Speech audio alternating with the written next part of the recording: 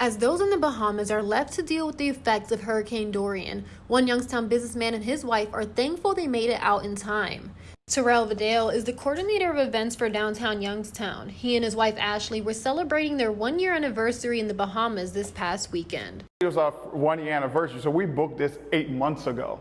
So we say, for our first year, we want to go ahead and do something special since it's our first year being married. Vidal said the weather was beautiful the first few days, and although they saw people packing and leaving Saturday, they didn't think too much of it. So you've seen everyone with, suitcases, everyone was leaving, coming down on all the elevators.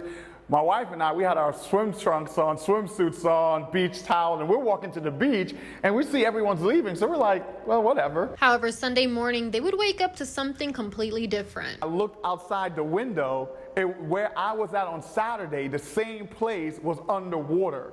And then that's when I went to my wife and said, okay, it's time for us to go. They were able to find one last flight out, headed to New York. They made their way through the flooding and headed to the airport, hoping it would be open. Once they got there, they weren't surprised to see it was almost deserted.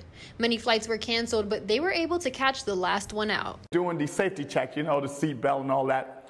The captain comes out the cockpit, looks at everyone on the plane, look at everyone in the eyes, and he said, I'm not going to sugarcoat this.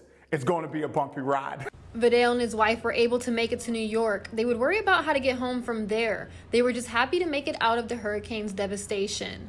He also says he learned a valuable lesson. Listen to what they say. Do not take it for granted, because a lot of us take weather for granted. I know I did. Reporting for WKBN 27 First News Online, Jennifer Rodriguez.